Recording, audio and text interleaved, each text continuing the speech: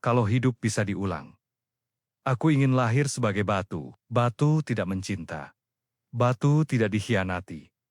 Batu tidak memeluk dosa, lalu menangis di depannya. Sebab, yang paling menyiksa adalah hidup sebagai tangan yang membunuh yang suci. Tetapi aku manusia. Maka aku tahu hangatnya cinta. Dan aku juga tahu bagaimana aku mematahkannya sendiri. Dengan tangan yang dulu berjanji. Dengan mulut yang dulu bersumpah. Dengan tubuh yang diam-diam menyimpang. Dan sejak itu, aku hidup sebagai perusak. Bukan penjaga. Di cermin. Yang menatapku bukan istri. Bukan ibu. Bukan perempuan yang pulang utuh. Yang berdiri di sana. Hanyalah wajah yang terlalu lama berdusta. Wajah yang masih rapi di luar, tetapi sudah lama busuk di dalam. Bibirku masih merah. Parfumku masih mahal. Tubuhku masih berjalan tenang. Tetapi hati ini sudah bernanah. Aku bangkai yang belum rebah. Aku luka yang memakai bedak. Aku senyum yang menutup borok. Agar dunia tak mencium kebusukan yang kupelihara sendiri. Aku pengkhianat. Aku pembohong. Aku perusak rumah yang dulu kusebut suci.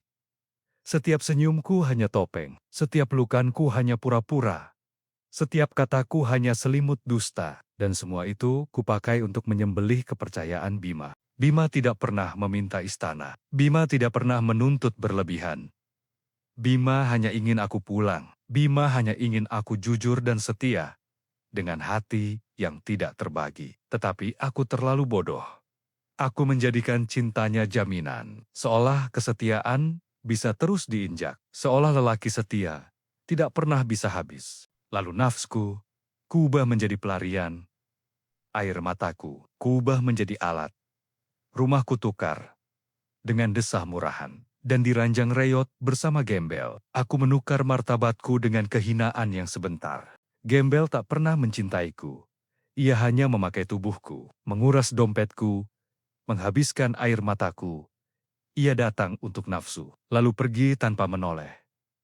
Dan aku tetap kembali, bukan karena cinta, melainkan karena luka yang kupelihara sendiri. Disitulah kehinaanku. Aku tahu, namun tetap memilihnya. Lalu kebenaran terbuka, dan Bima tidak berteriak. Bima tidak menampar. Bima tidak mengumbar aibku. Bima hanya berhenti mencintaiku. Bima hanya menarik hatinya kembali, dan diam itu jauh lebih tajam daripada semua makian yang pantas kuterima. Kini aku hidup di rumah yang belum mengusirku, tetapi juga tidak lagi menyambutku. Aku menjadi bayangan, menjadi noda yang tak hilang.